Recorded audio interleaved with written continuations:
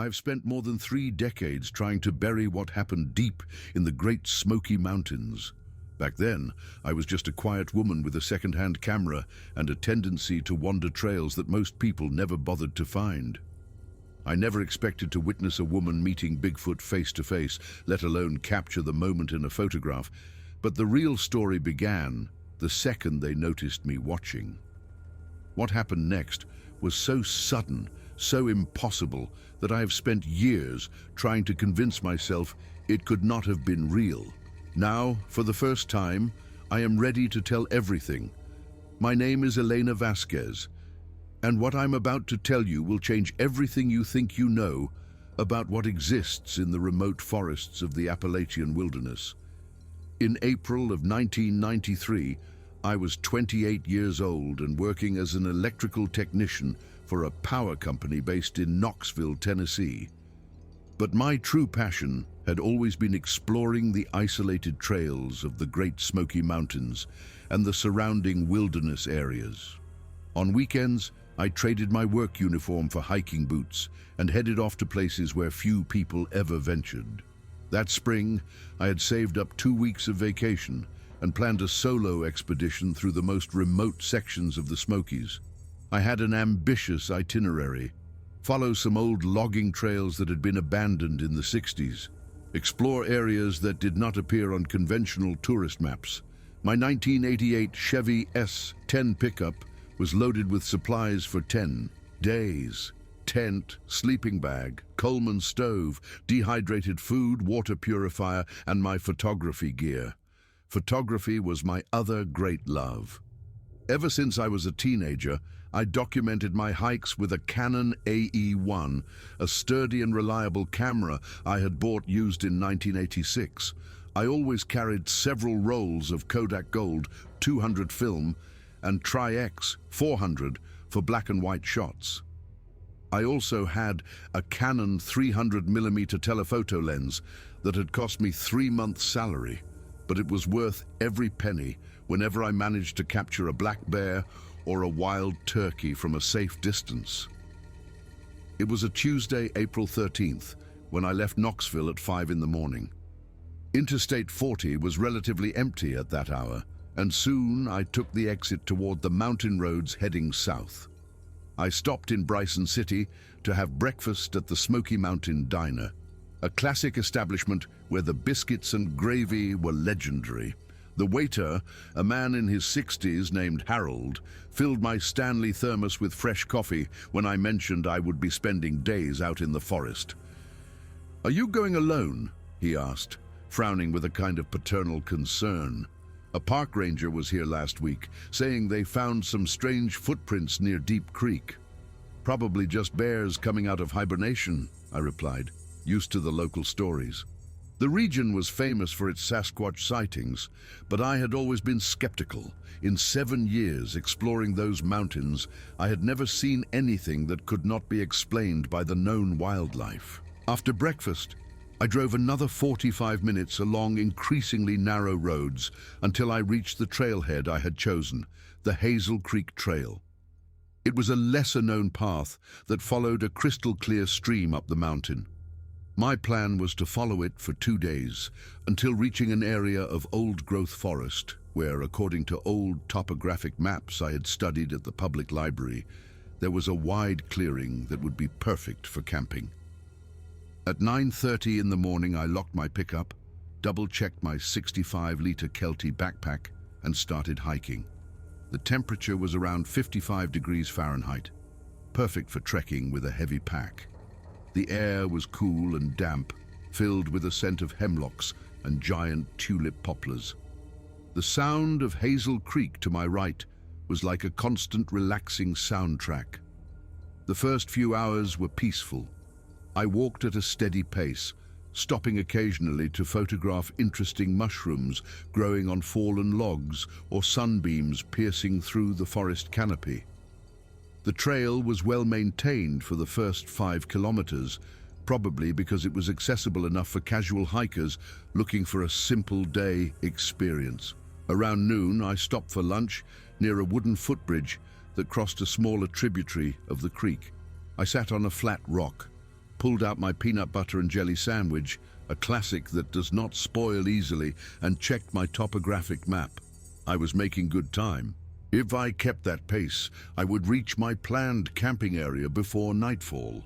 While eating, I noticed something unusual. There were fresh footprints in the mud near the edge of the creek. They were large, definitely larger than my size 8 boots. My first reaction was to think of a bear, but the shape was odd. It did not have the characteristic claw marks. It was more elongated, humanoid almost. I grabbed my camera and took a few photos of the tracks, more out of curiosity than out of any belief that it was something extraordinary. Probably just a hiker with big work boots, I thought. Or maybe the recent rains had distorted regular human footprints. I continued my journey, and the trail became less defined after the 10-mile mark. This was where casual hikers turned back, and only the more experienced continued on. The vegetation grew denser, and I occasionally had to step over fallen logs blocking the path.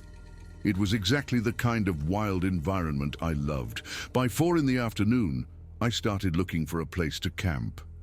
I wanted to find a spot before it got completely dark, since setting up a tent in a dense forest, using only a flashlight, was always a challenge. That is when I heard it for the first time. A strange sound, like a distant scream, echoing through the mountains. It was not a bear, it was not a bobcat. It was something I had never heard before. I froze, trying to pinpoint the direction and distance. The sound came again, more prolonged this time. It was guttural, powerful, but had an almost melodic quality.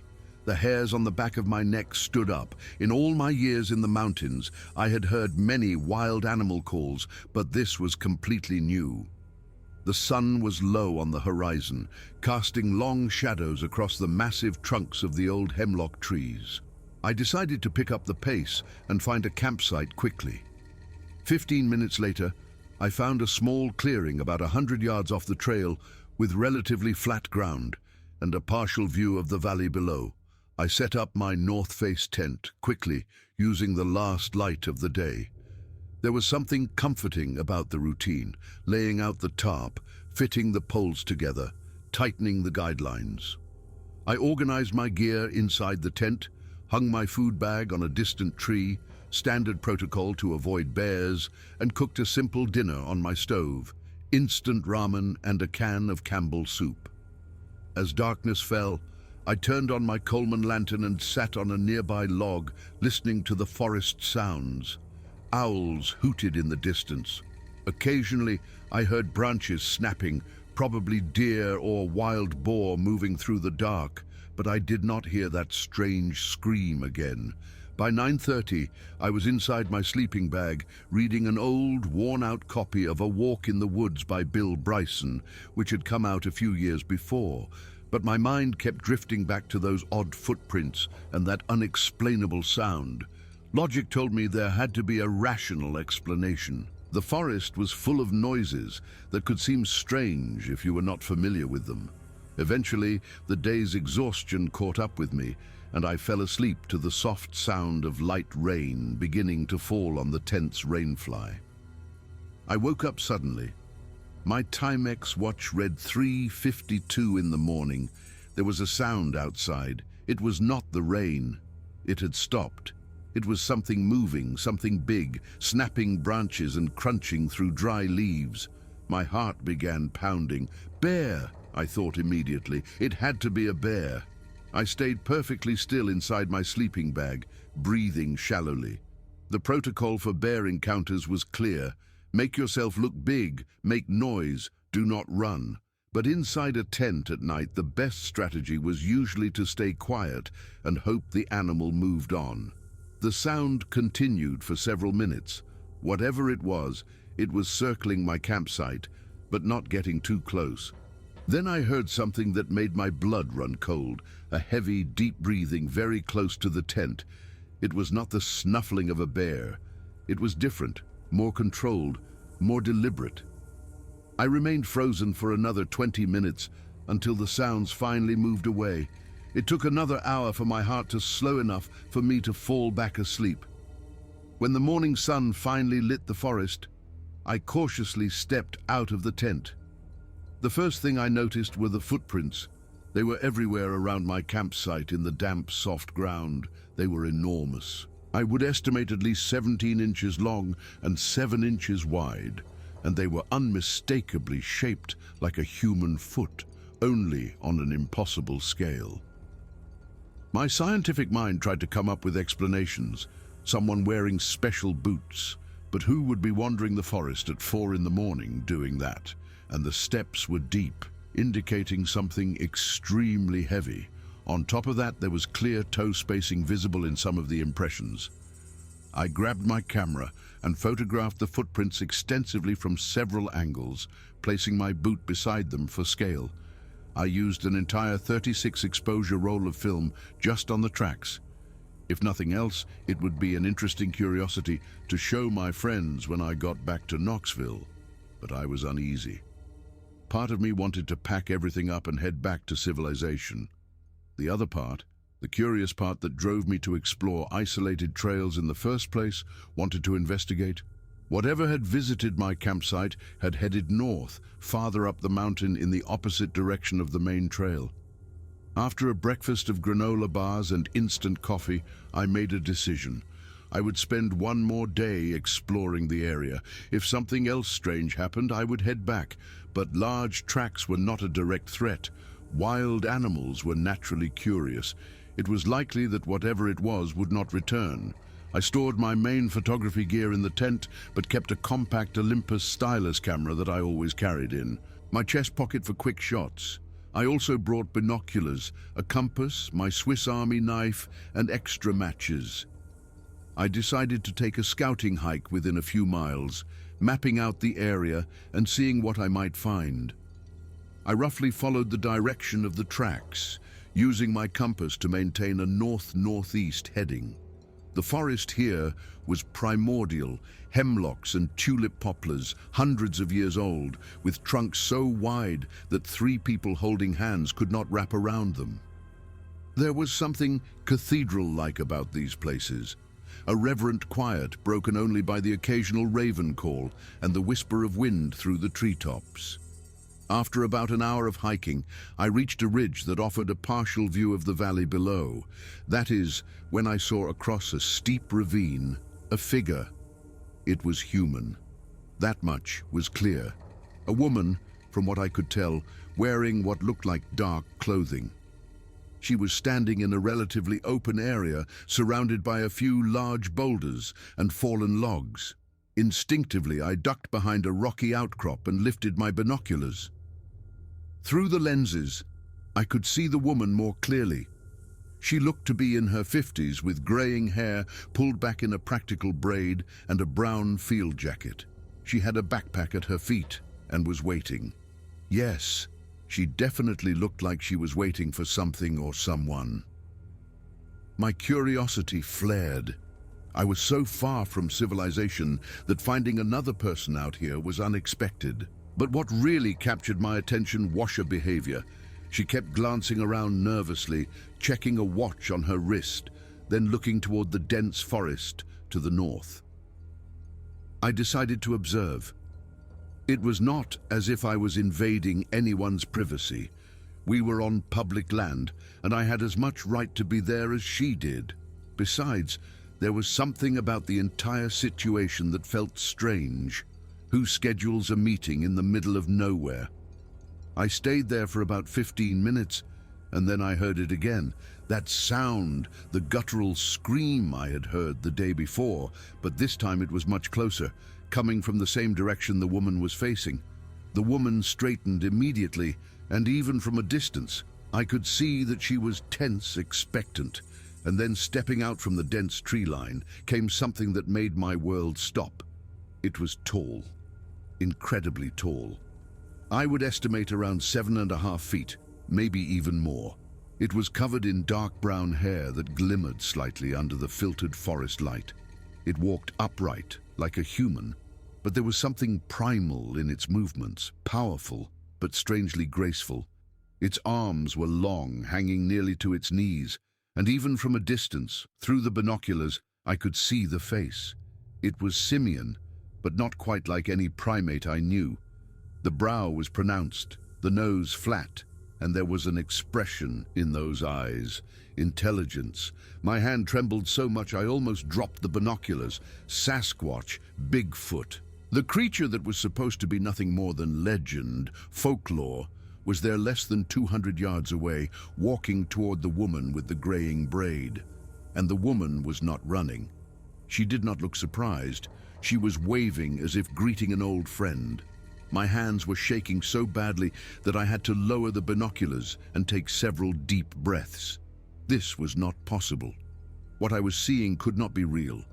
But when I raised the binoculars again, the creature was still there, now standing about 20 feet from the woman, and they were communicating.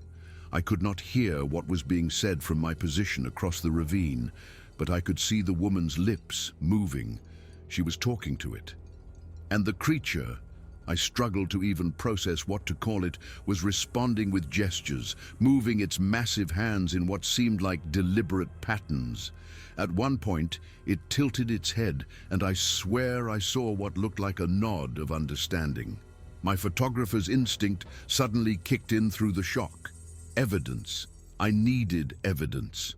With trembling fingers, I reached into my chest pocket and pulled out my Olympus stylus. It was a compact point-and-shoot, not ideal for distance shots, but it was what I had. My Canon with the 300mm lens was back at camp, and I cursed myself for not bringing it. I slowly raised the camera, trying to keep my movements minimal. I was partially hidden behind the rocky outcropping, with vegetation providing additional cover. But I was paranoid that any sudden movement might draw attention. Through the camera's viewfinder, the scene was smaller, less detailed, but it was something. Click. The first photo. The sound of the shutter seemed deafening to my heightened senses, but neither the woman nor the creature reacted. They were too focused on each other. I took another photo, then another. The compact camera had a built-in flash, but I had made sure it was turned off. The last thing I needed was a bright flash giving away my position. Through the viewfinder, I watched as the woman reached into her backpack and pulled out what looked like a brown paper bag. She opened it and removed something. I could not quite make out what, even with the binoculars. Food, maybe. She held it out, and the creature took a step closer, reaching out with one massive hand. The hand, God, the hand was enormous, easily twice the size of a human hand, with thick fingers covered in coarse hair. But the way it moved, the dexterity with which it took whatever the woman was offering, spoke of a creature far more sophisticated than any ape I had ever seen in nature documentaries.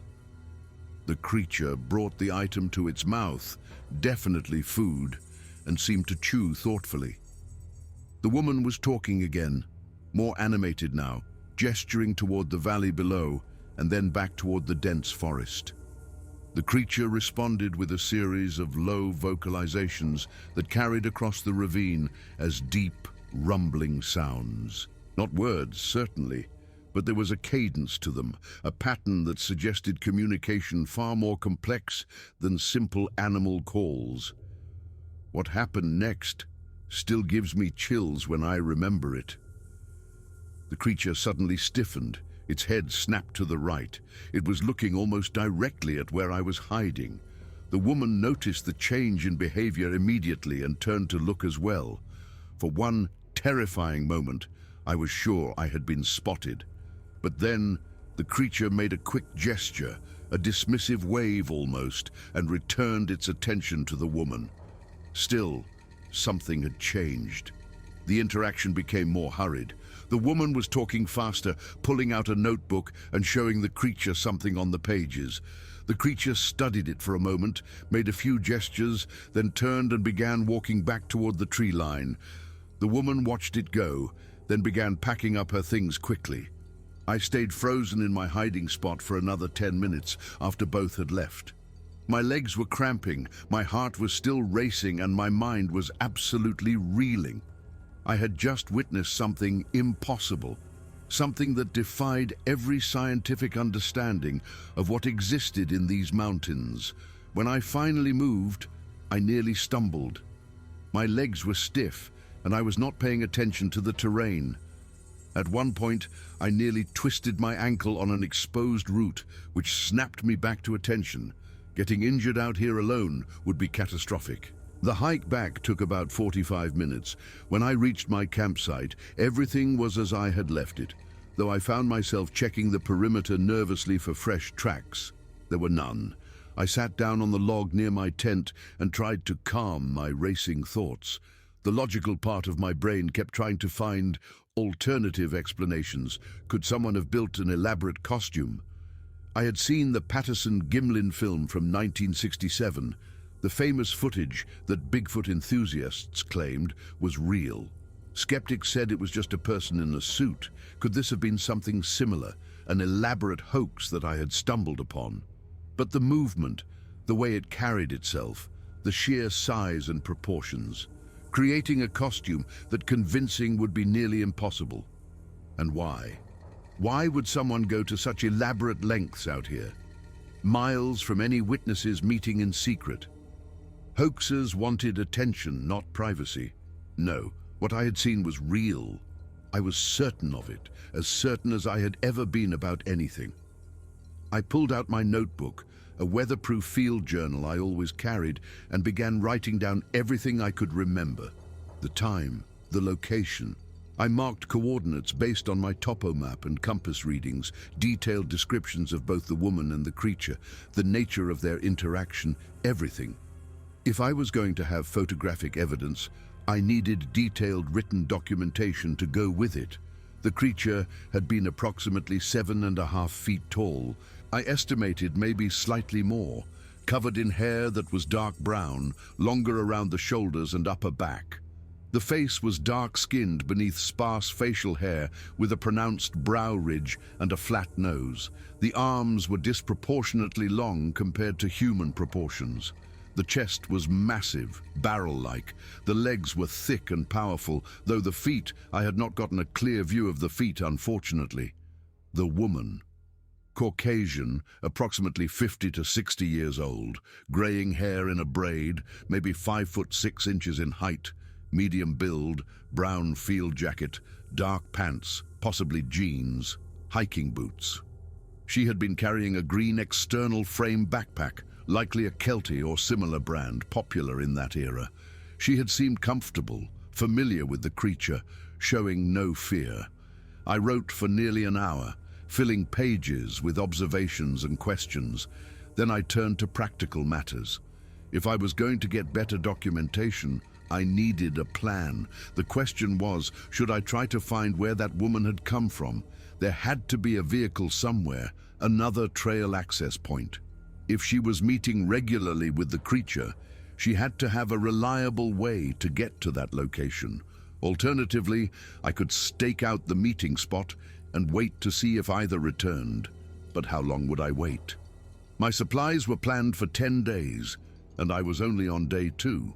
As I debated my options, I heard something that made my blood run cold. That call again. The guttural, otherworldly vocalization I had heard the previous evening and this morning. But this time it was different. It seemed closer, and it was followed by another call, slightly different in tone, coming from a different direction. They were communicating. There was more than one of them. I stood up quickly, instinctively looking around. The forest suddenly felt less like a peaceful wilderness and more like territory belonging to something else.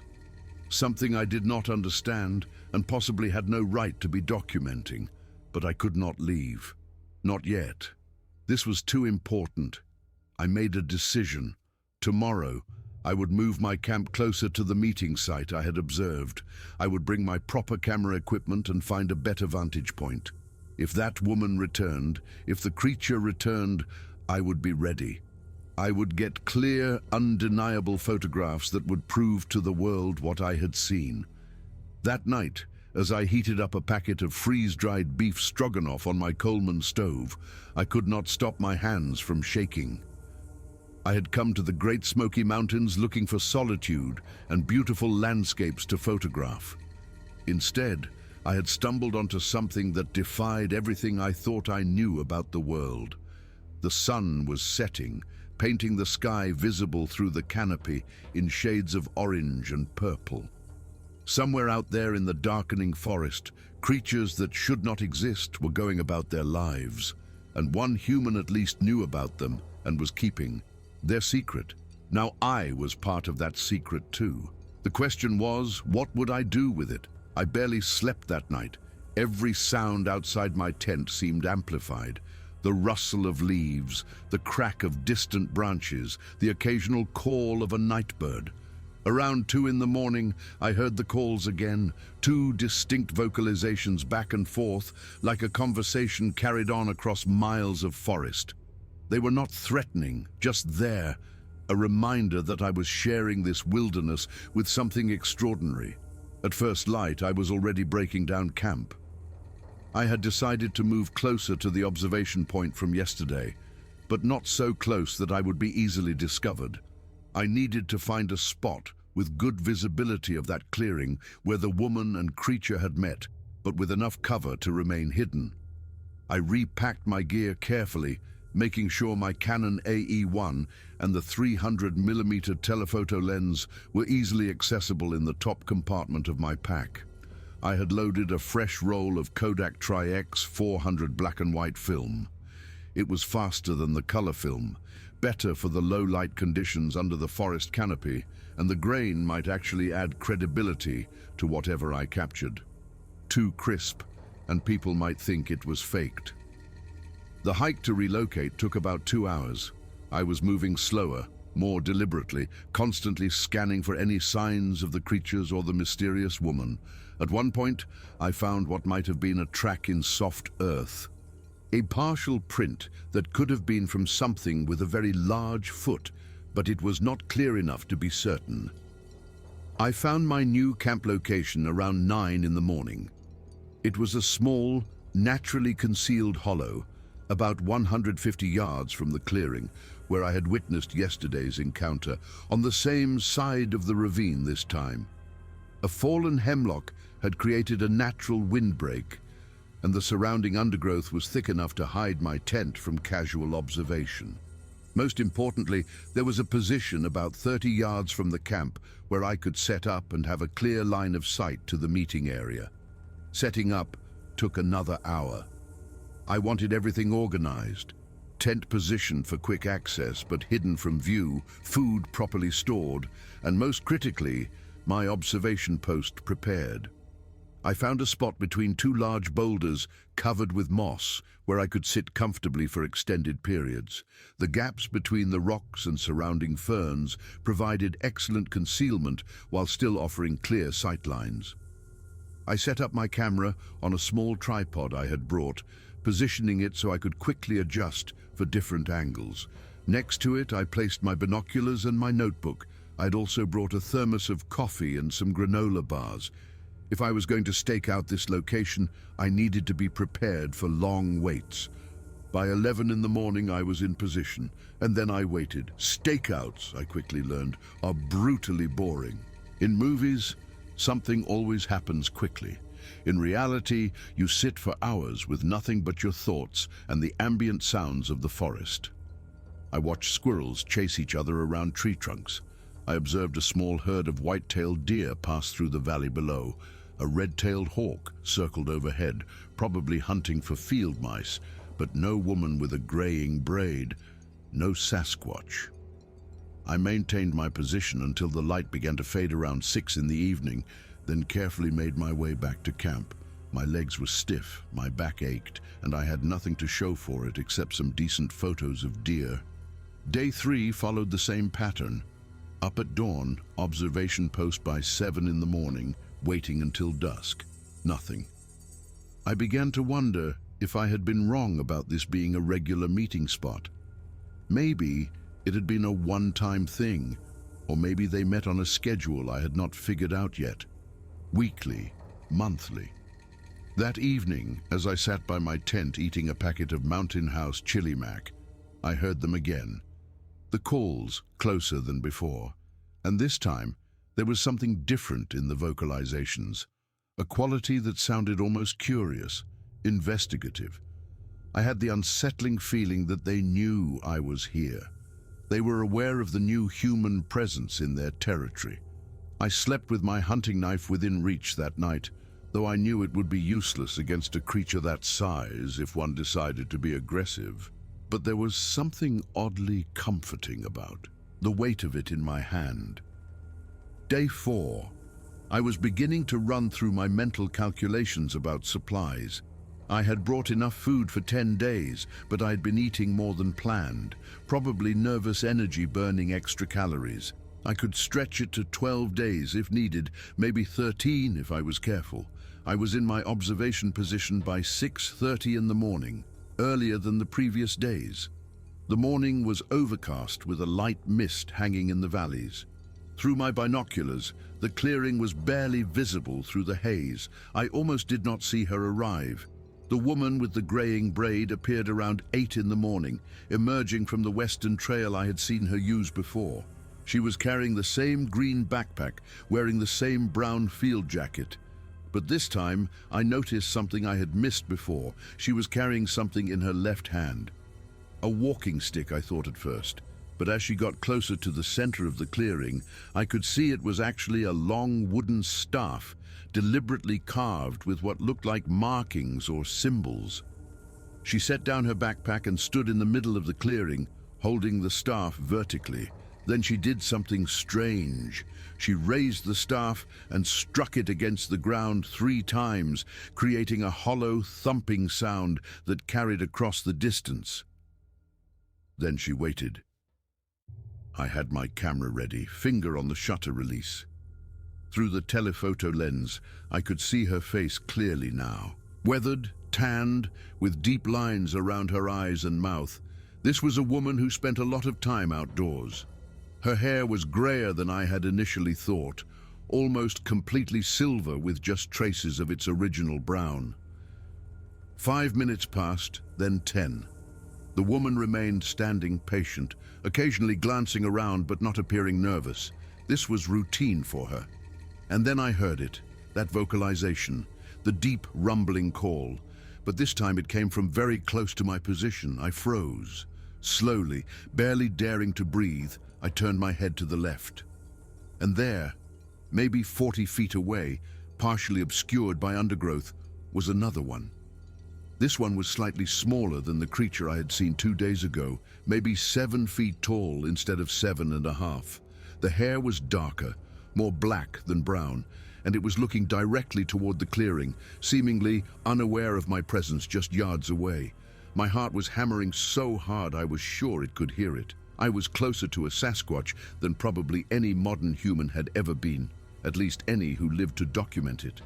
The creature was in profile to me, and I could see details I had missed in my previous observation. The muscles moving beneath the hair-covered skin, the rise and fall of its breathing, the way its fingers, those impossibly long fingers, occasionally flexed as if in anticipation. Very, very slowly, I moved my hand toward my camera. The creature in the clearing was the obvious shot, but this one, this close, would be even better evidence. The telephoto lens was perfect for the distance if I could just adjust the angle without making sound. The creature suddenly made another vocalization, this one softer, almost conversational. And from the clearing, a response came. I risked a glance back toward the meeting site and saw that the larger Sasquatch had arrived. It was approaching the woman, who was smiling, actually smiling, and holding out her hand in greeting like you would with an old friend. The creature near me began moving toward the clearing. I watched it walk, studying its gait. It moved with a rolling motion, weight shifting from side to side. But there was nothing clumsy about it. Every step was placed deliberately, quietly. For something so large, it moved through the forest with remarkable stealth. Once it had moved away, I turned my attention back to the clearing. Now there were 2 of them with the woman. The larger one I had seen before, and this new, slightly smaller individual. They were definitely communicating. The woman speaking in what seemed like normal conversational tones, though I could not make out the words from this distance, and the creatures responding with a combination of vocalizations and gestures. I started photographing.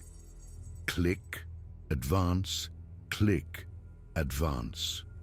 I tried to keep a steady rhythm, not too fast, making sure each shot was properly framed.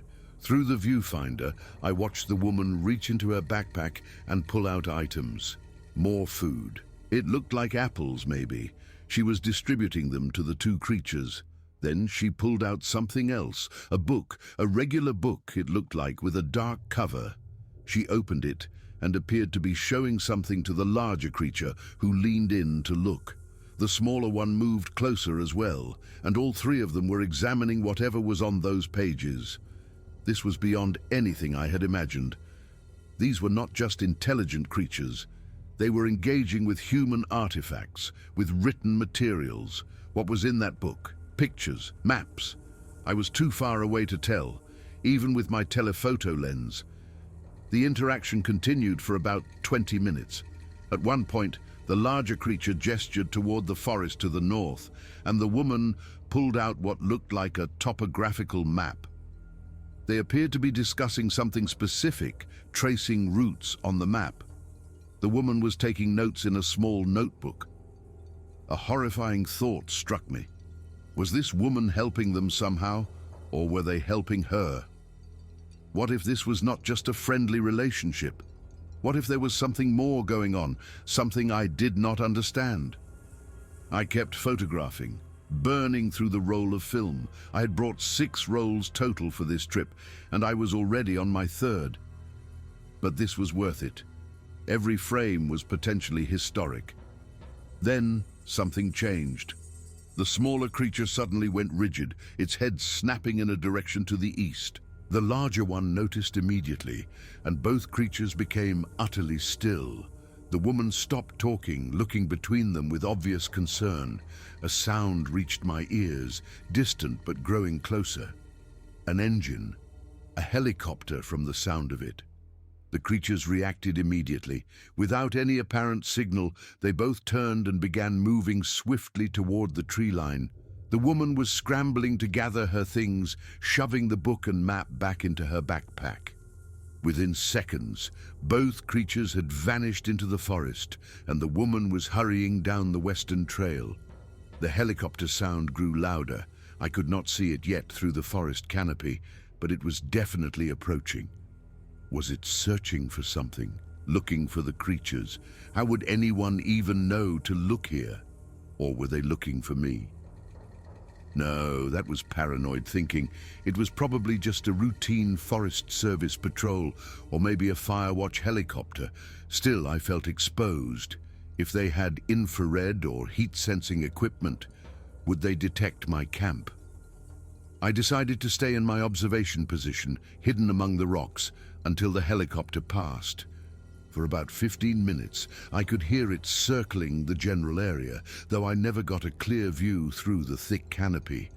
Then, the sound faded to the west. I stayed hidden for another hour before returning to camp.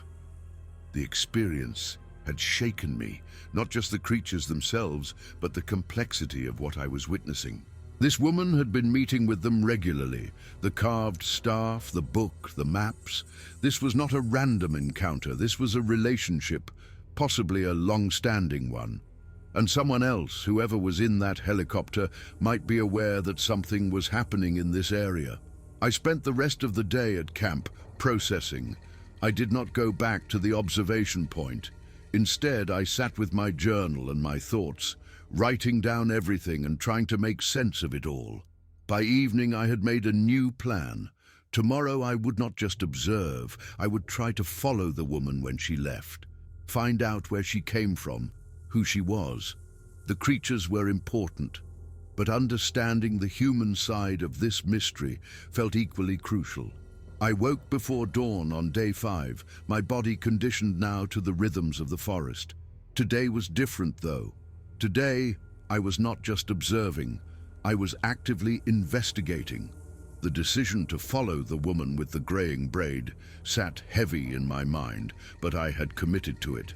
I needed answers. I packed a small day pack with essentials: water, energy bars, my compass, topo map, the Olympus point-and-shoot camera, binoculars, and my notebook. I left most of my gear at camp, including the larger cannon. If I was going to be moving through unfamiliar terrain, I needed to travel light and fast.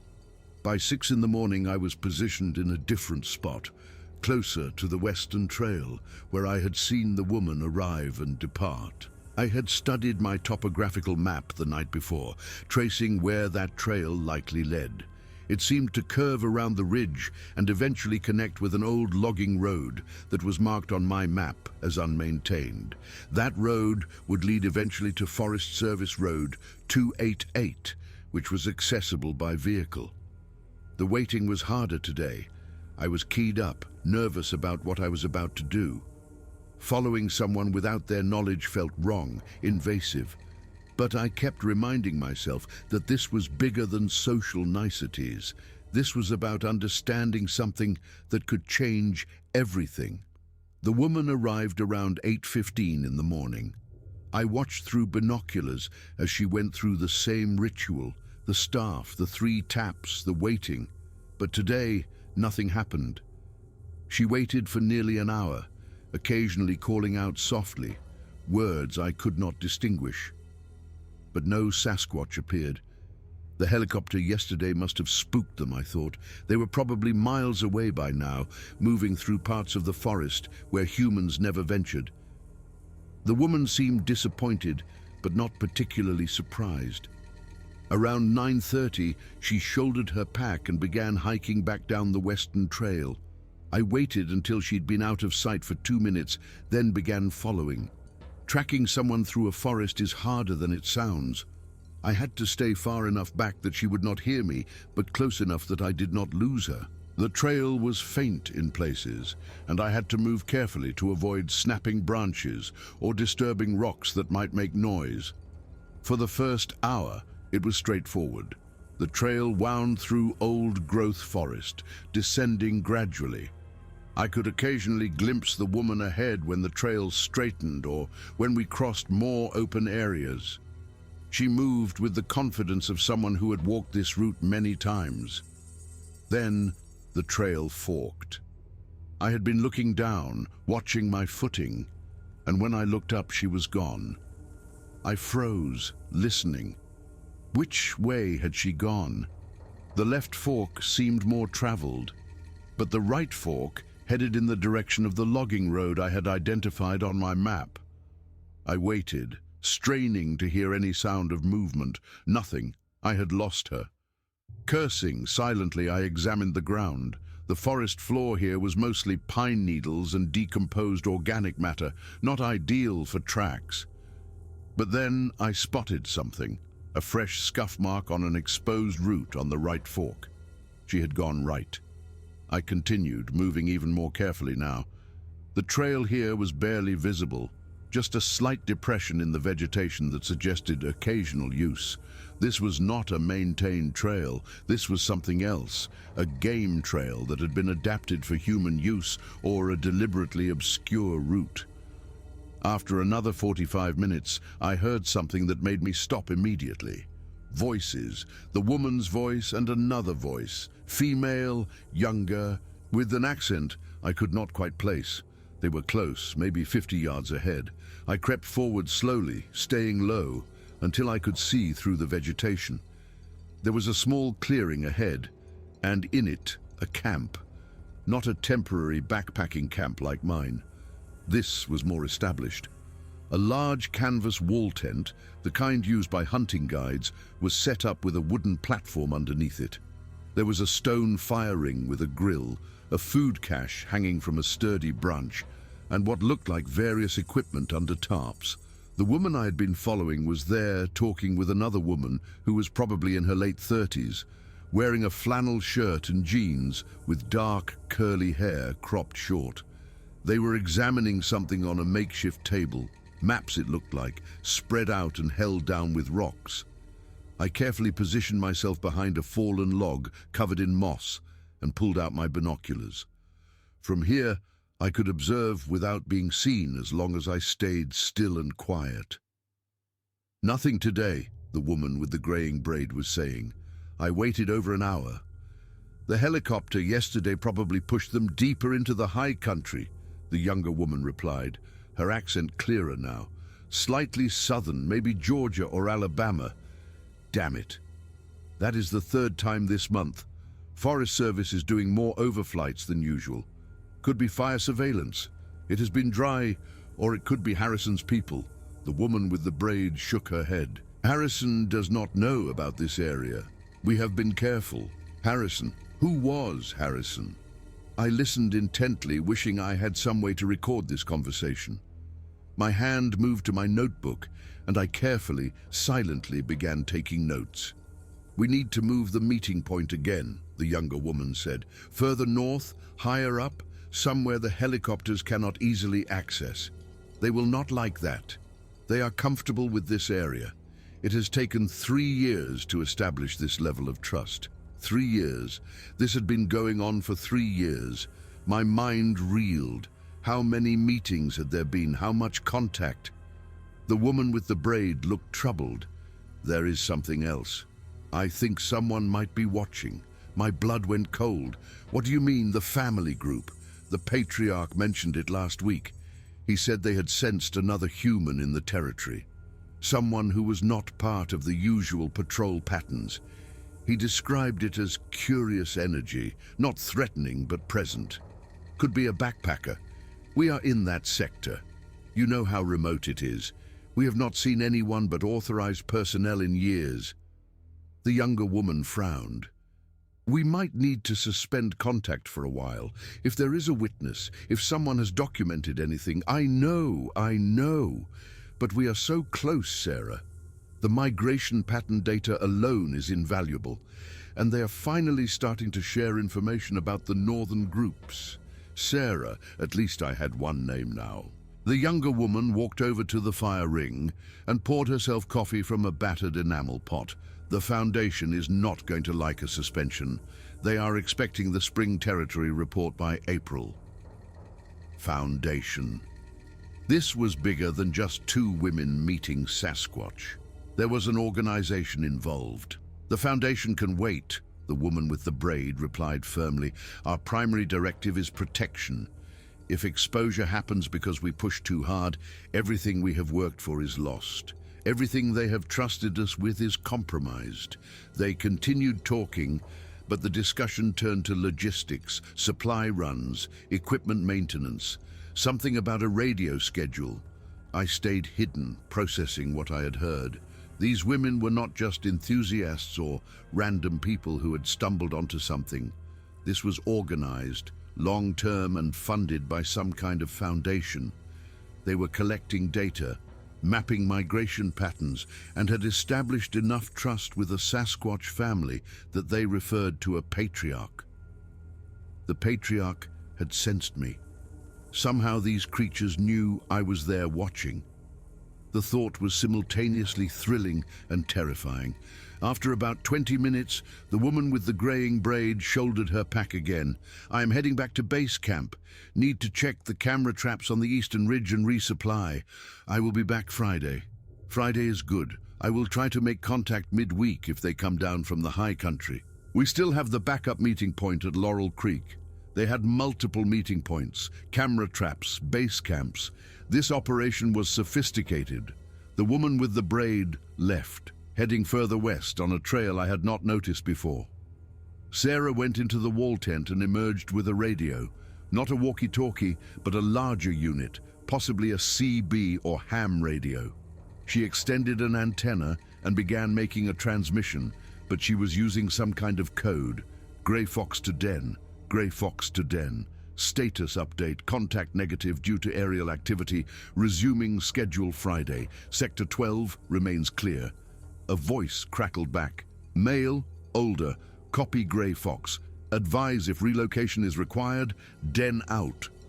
I had stumbled onto something much bigger than a simple human Bigfoot friendship.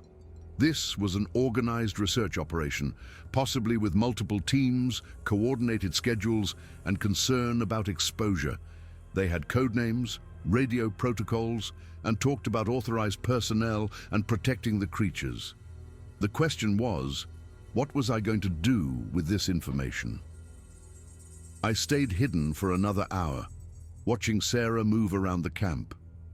She seemed to be doing routine maintenance, checking supplies, making notes in a logbook, adjusting one of the tarps. Eventually, she went into the tent and did not emerge. I carefully, silently retreated back the way I had come. Every step felt precarious. If they knew someone was in the area, they might be alert for signs of surveillance. The last thing I needed was to be caught. The hike back to my camp took nearly 3 hours. I moved slowly, constantly checking behind me to make sure I was not being followed. My mind was racing with implications. A foundation studying Sasquatch, multiple researchers in the field, regular contact with a family group, camera traps documenting behavior. This was legitimate scientific research being conducted in secret. But why the secrecy? The obvious answer was protection. If the world knew Sasquatch existed, these forests would be overrun. Hunters, researchers, tourists, the media. It would be chaos. The creatures would lose their habitat, their safety, possibly their lives. These people, whoever they were, had decided that keeping Sasquatch secret was the best way to protect them. And I had photographs that could destroy everything they had built. When I reached my camp, I immediately checked to make sure everything was undisturbed. It was. I sat down heavily on my sleeping bag and pulled out the 3 rolls of exposed film from my pack. These small canisters contained evidence that could prove Sasquatch existed, but they also contained evidence that could endanger an entire species and destroy years of careful research. The ethical dilemma was crushing. As a citizen, did I not have an obligation to share this discovery? This was one of the great mysteries of cryptozoology, possibly the greatest. The scientific community deserved to know. Humanity deserved to know. But what about the creatures themselves? They had somehow survived for thousands of years by remaining hidden. They had intelligence, family structures, territory ranges. They were people in a way. Not human, but deserving of the same considerations we would give to any sentient species. And what about the researchers? They had dedicated years, at least 3, probably more, to establishing trust and gathering data. If I exposed everything, would their work be destroyed? Would the Foundation shut down? Would the Sasquatch flee even deeper into the wilderness, never to be studied again? I spent the rest of the afternoon wrestling with these questions. I barely touched my dinner, just some crackers and beef jerky that I ate mechanically while staring at my camera bag.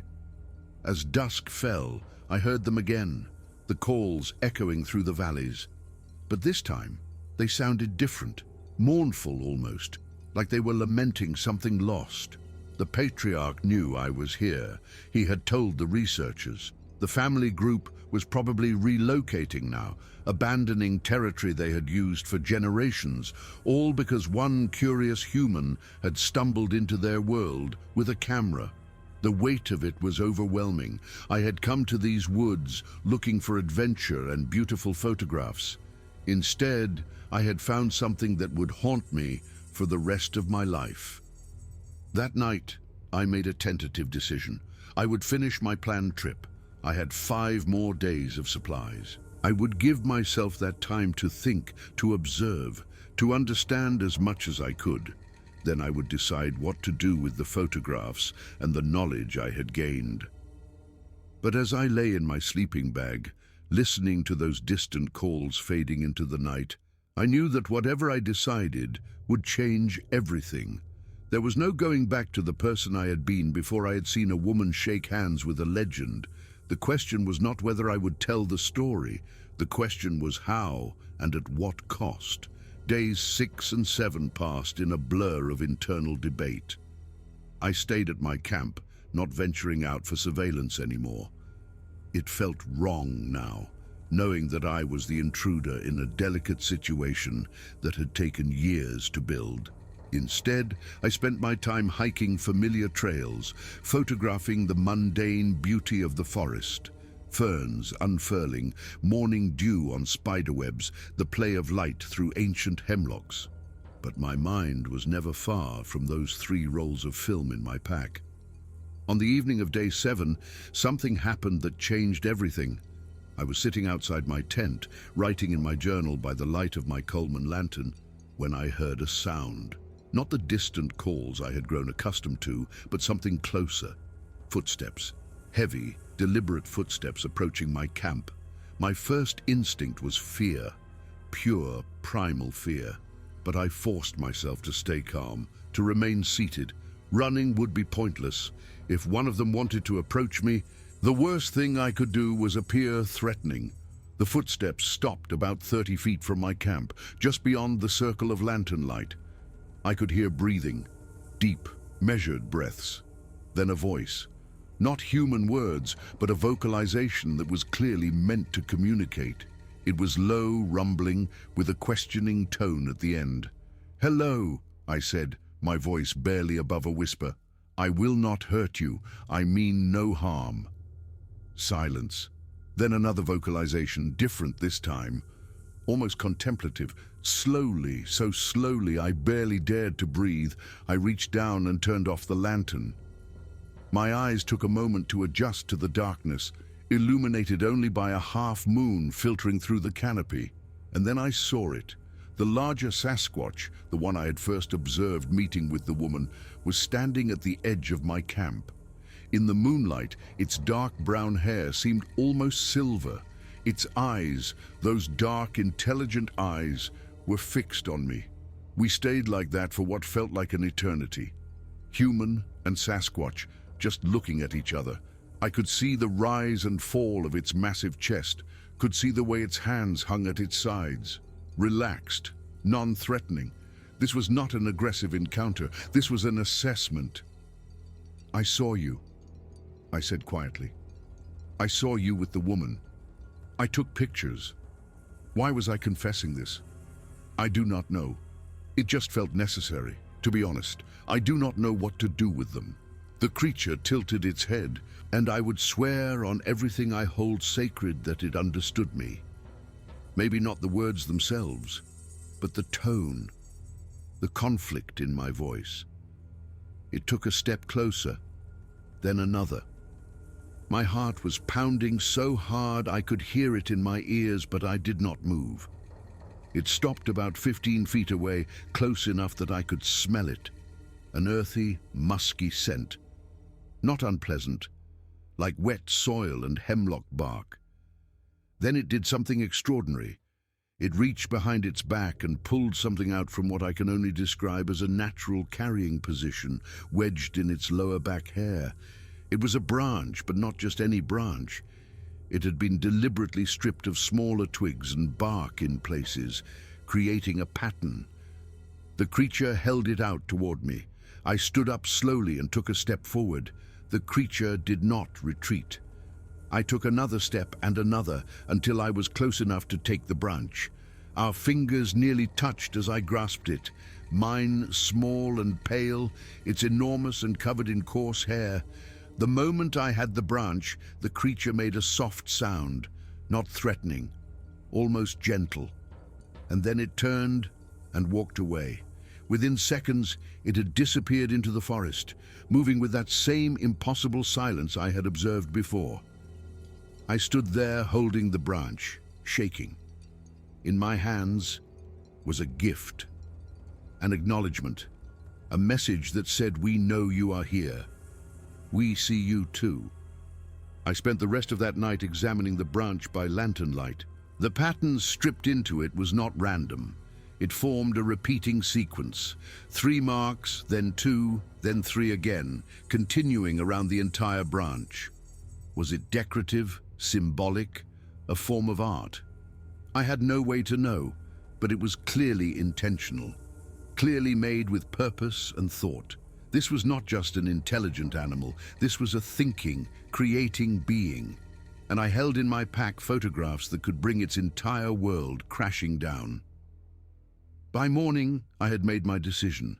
Day 8.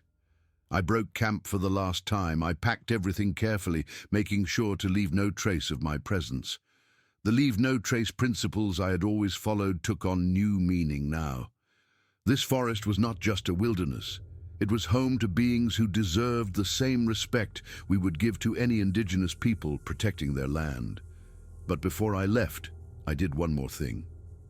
I took the 3 rolls of exposed film from my pack and found a flat rock near my former campsite. One by one, I pulled the film out of the canisters, exposing it completely to the bright morning light. 36 frames times 3 rolls. 108 photographs of evidence rendered useless in seconds. As the film curled and degraded in the sunlight, I felt something unexpected. Not regret, but relief. These photographs did not belong to me. This story was not mine to tell, at least not in the way that would come from publishing those images.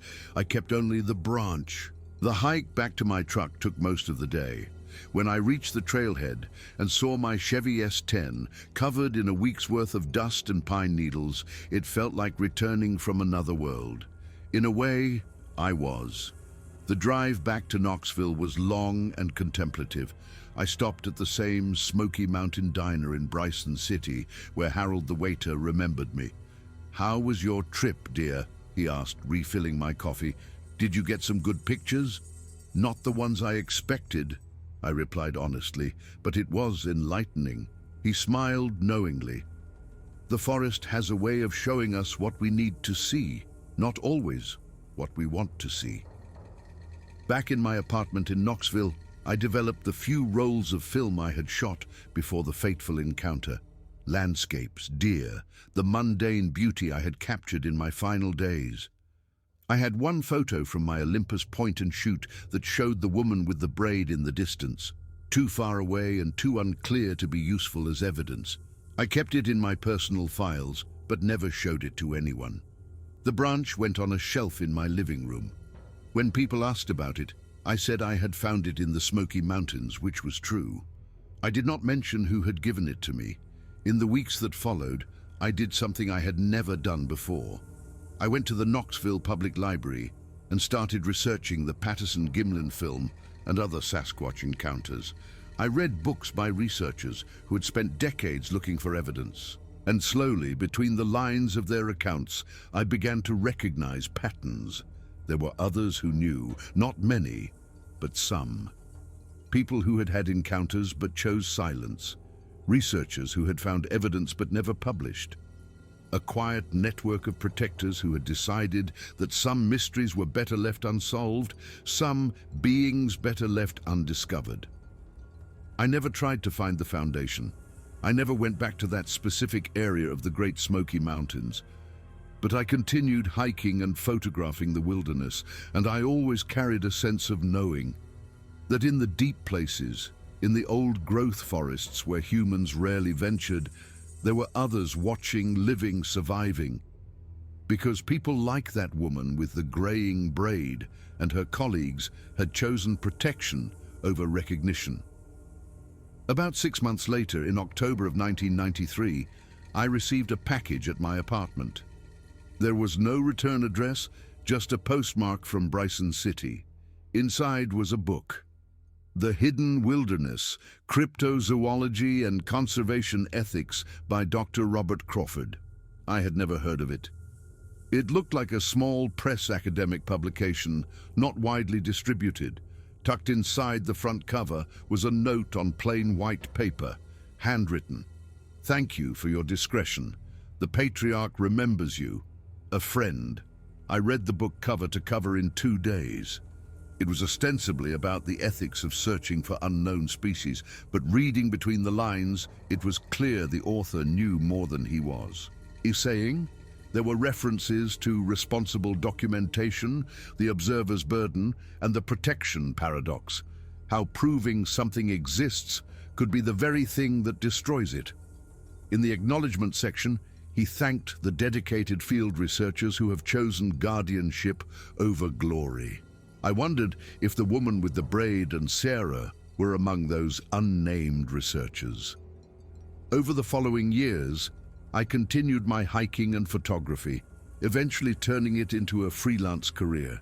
I shot for outdoor magazines, conservation organizations, and tourism boards. My work was good, even got a few awards. But I never forgot that the most significant photographs I had ever taken were the ones I deliberately destroyed. I dated, had relationships, but never married. How could I explain to someone that I had held in my hands proof of something the world wanted to know, and I had chosen to expose it to the light? That I had been within 15 feet of a creature science said did not exist, and I had accepted a gift from it. Some secrets are too big to share, even with people you love.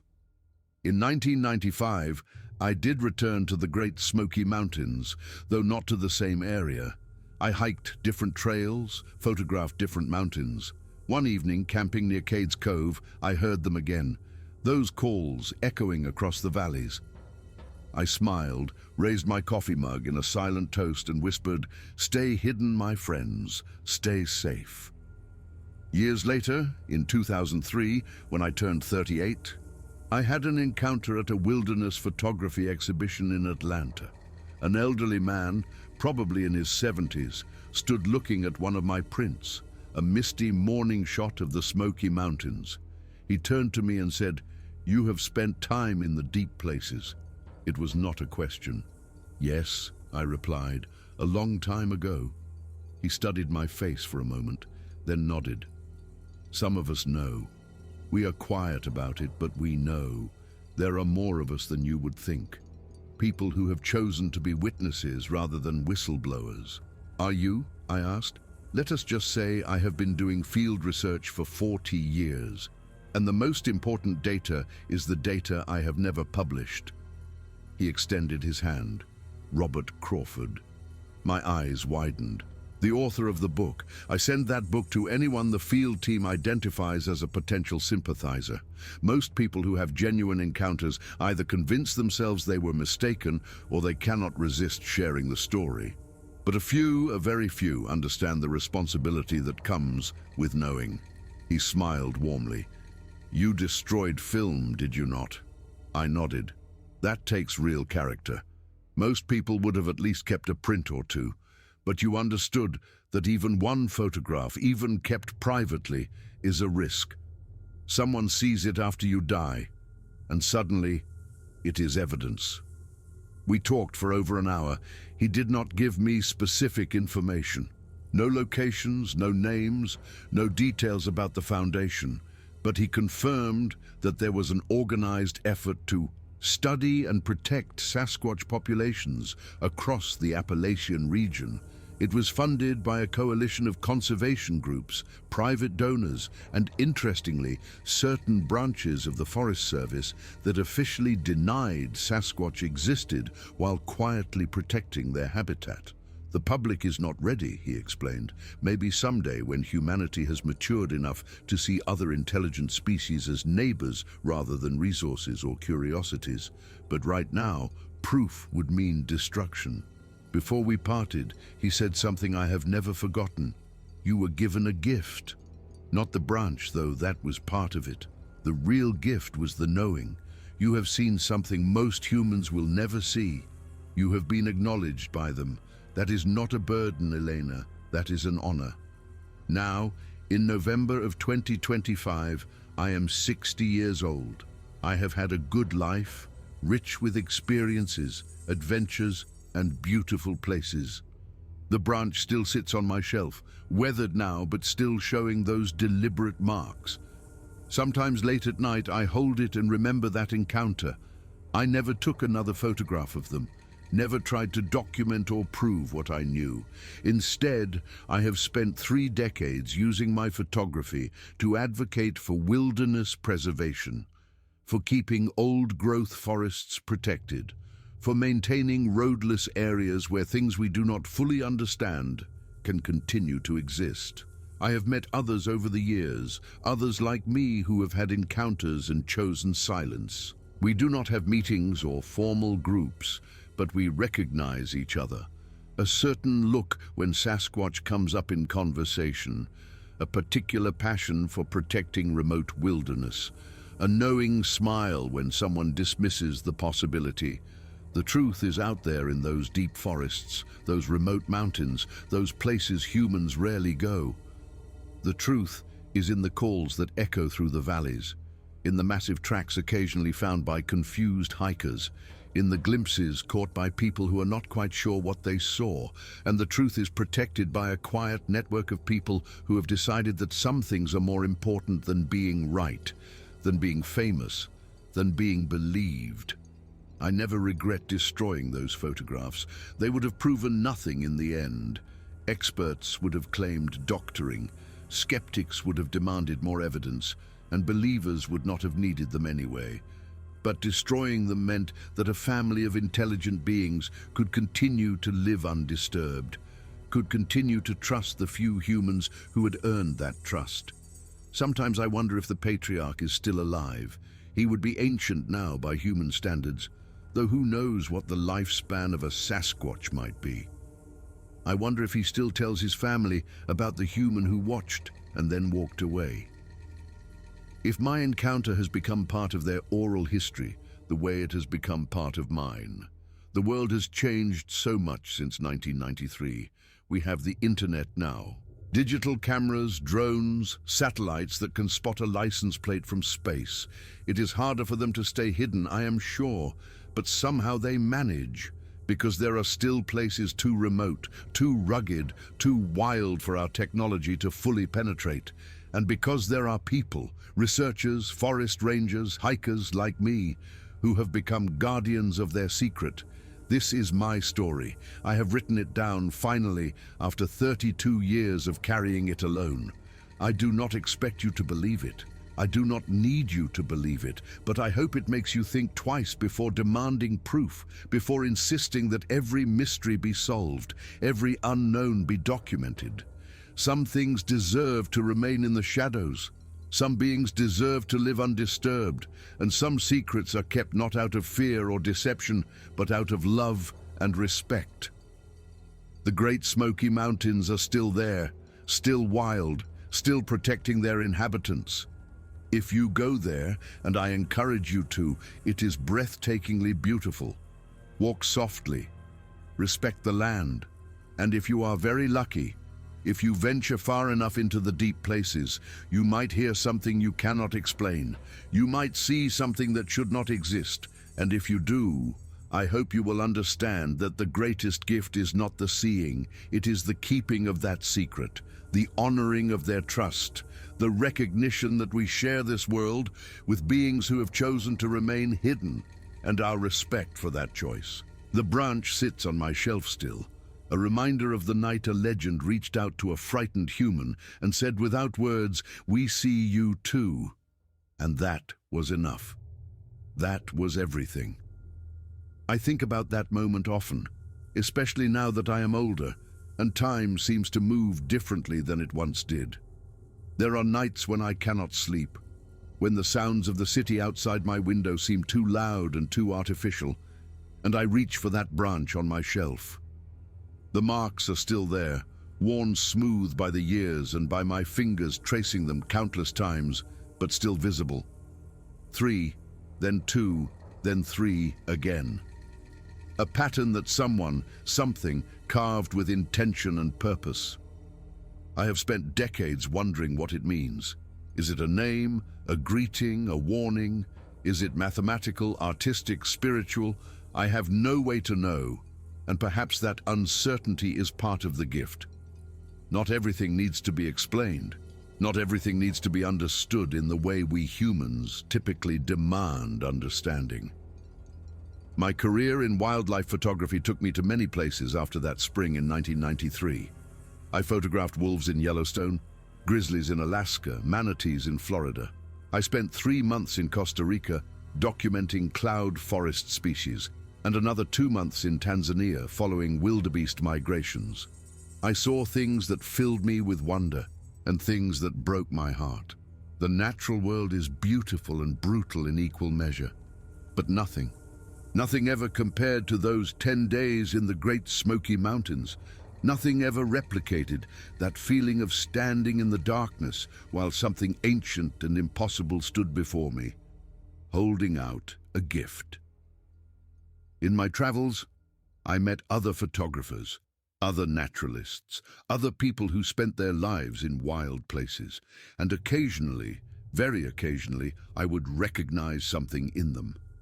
A hesitation when certain topics came up, a way of listening to the forest that went beyond professional interest, a reluctance to venture into the deepest places, or conversely, a strange and specific knowledge of areas that seemed too remote to have ever been explored. I never asked directly. That felt like a violation of whatever unspoken code existed among us. But there were moments. A conversation at a wildlife conference in Denver, where a biologist mentioned hearing calls in the Olympic Peninsula that she could not identify. She had been studying spotted owls for 15 years and knew every sound in those forests. Every sound except those. She never went back to that particular research station after that trip. A chance encounter with a forest ranger in Montana who had been stationed in the Bob Marshall Wilderness for 20 years. He told me stories over beers at a lodge in Choteau, and most of them were standard tales of bear encounters and lost hikers and difficult winters. But there was one story he started to tell and then stopped. Something about a night in a fire lookout tower when he saw something walking across a meadow in the moonlight. Something that was not a bear and was not an elk and was not anything he could name. He looked at me for a long moment after that, and I looked back, and neither of us said anything more. We did not need to. A marine biologist I met at a conference in Seattle who studied orcas in Puget Sound. She had nothing to do with forests or land animals, but she understood something fundamental about keeping secrets, about observing beings more intelligent than we give them credit for, and knowing that exposure would destroy them. The orcas in her study area were suffering from boat traffic and pollution and dwindling salmon runs. She had data that showed exactly how human interference was killing them, but she also knew that publicizing certain locations, certain pods, certain behaviors would bring more attention, more boats, more interference. Protect by hiding, she told me once. It is the only way sometimes. I understood exactly what she meant. The foundation that Crawford had mentioned, the organization that funded the research I had witnessed, never contacted me directly. I was not recruited, never invited to join anything official. Perhaps that was by design. Perhaps they had decided that I was trustworthy, precisely because I did not need structure or affiliation to keep their secret. Perhaps they understood that the most reliable protectors are those who come to the decision independently. Or perhaps they were watching and waiting to see if I would slip, if I would tell someone after too many drinks, or write it all down in a memoir that would be published after my death, or contact a journalist when I was old and sick and looking for some kind of legacy beyond the photographs I had taken. If they were watching, I hope they are satisfied. I hope they understand that my silence was never about fear or self-interest. It was about that moment in the darkness, that moment when something massive and ancient and supposedly impossible stood before me and offered a gift. That moment when I understood that I was being trusted and that trust was more valuable than any photograph, any publication, any claim to discovery. I did write things down, of course. I am writing this now. But I wrote for myself, not for publication. I wrote because I needed to make sense of what happened, and writing has always been how I process the world. I wrote because I knew that someday I would be old, and memory is treacherous, and I did not want to lose the details. The woman with the graying braid. I never learned her name, but I think about her often. She had dedicated her life to something that most people would consider impossible. She had spent years building trust with beings that science said did not exist. She had given up any chance of recognition or career advancement or academic legitimacy to protect them. I wonder what her life was like. Did she have a family that knew what she did? Did she have friends who understood, Or did she carry her secret alone, the way I carried mine, protected by its weight? Sarah, the younger researcher, I think about too. She was probably my age, maybe a little younger. She had made the same choice, dedicated herself to work that could never be published, discoveries that could never be shared, a career that would leave no trace in any professional database. Where are they now? Are they still in the field, still making contact, still gathering data that only a handful of people will ever see? Or did they eventually retire, passing their knowledge to new researchers who would continue the work? Maybe they are reading this now. Maybe somehow these words will find their way to them. If so, I want them to know that I kept the faith, I kept the secret, and I am grateful, eternally grateful, for what they allowed me to witness. The world of 2025 is very different from the world of 1993. I mentioned the technology before, the drones and satellites and digital cameras that can capture images in near total darkness. But it is more than that. The forests themselves are different now. Climate change has transformed the landscapes I knew. Species have shifted their ranges, fires have become more frequent and more severe. The hemlocks that dominated the forest where I had my encounter are dying, killed by an invasive insect that has spread across the Appalachians. I wonder how the Sasquatch have adapted. They have survived for millennia by staying hidden, but their hiding places are shrinking. The wilderness areas that protected them are being encroached upon, logged, developed, burned. The roads push deeper every year. The trails bring more hikers. The cameras see more. And yet the calls still echo through the valleys. The tracks still appear in remote locations. The glimpses still happen, fleeting and deniable but persistent. Somehow they endure. Maybe that is the most remarkable thing about them, not their size or their intelligence or their ability to communicate, but their survival. For tens of thousands of years, they have lived alongside humans, hidden in plain sight. They have watched our civilizations rise and fall. They have seen us transform the landscape, hunt the megafauna to extinction, poison the rivers, change the very climate. And still, they survive. I find hope in that. I find hope in the knowledge that despite everything we have done, despite our technology and our expansion and our relentless drive to know and document and control, there are still beings that live beyond our reach. There are still mysteries we have not solved. There are still places where we are not the masters. I am 60 years old. I have no children to inherit my knowledge, no apprentice to continue whatever small role I have played. When I die, my secret dies with me. The branch will end up in an estate sale or a dumpster. No one will know what it meant. And that is as it should be. Some things are not meant to be inherited. Some truths are too dangerous to pass along. I trust that there are others, younger than me, scattered across the wilderness areas of this country and others, who have had their own encounters and made their own choices. I trust that the Foundation, or whatever it is called now, continues its work, recruiting new researchers, establishing new protocols, protecting new family groups. I trust that the network of silence that Crawford described continues to function, each member unknown to the others, united only by shared knowledge and shared commitment. And I trust that when I'm gone, the Sasquatch will endure.